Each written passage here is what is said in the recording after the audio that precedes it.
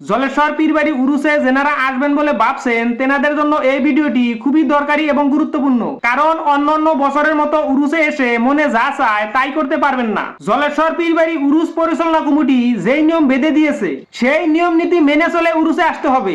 জলেশ্বর পীরবাড়ির উরুস পরিচালনা কমিটি উরুসের নিয়ম কানুনের দিকে তীক্ষ্ণ নজর রাখবে। যদি আপনারা জলেশ্বর পীরবাড়ির পীর সাহেবকে ভালোবাসেন তাহলে জলেশ্বর পীরবাড়ির উরুস পরিচালনা কমিটির নিয়ম কানুন মেনে চলে উরুসে আসবেন। বিশেষ করে এইবার জলেশ্বর পীরবাড়ির উরুস পরিচালনা কমিটি উরুসের 3টা নিয়ম কানুনের দিকে তীক্ষ্ণ নজর রাখবে।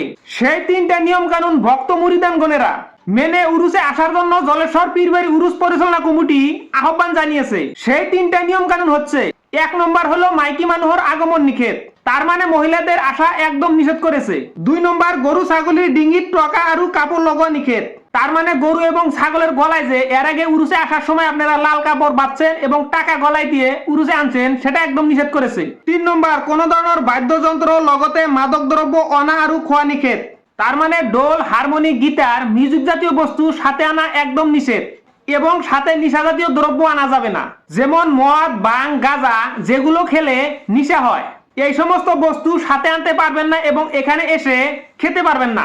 জলেশ্বর পীরবাড়ির উরুস পরিচালনা কমিটির এই 3টা নিয়ম কানুন মেনে চলে উরুসে আসবেন। এই ভিডিওটি দেখার পরে অনেকেই ভাবতে পারেন এগুলো করলে কিছুই হবে না। তাদেরকে আমি বলতে চাই, জলেশ্বর পীরবাড়ি উরুসে এইবার এসে এমন কোনো কাজ করবেন না যেই কাজের জন্য জলেশ্বর পীরবাড়ির পীর সাহেবের কোনো বদনাম না হয়। বর্তমান সোশ্যাল মিডিয়ার যুগ, এই যুগে এমন কোনো কাজ করবেন না যেটা নিয়ে সোশ্যাল মিডিয়াতে তোলপাড় লাগবে।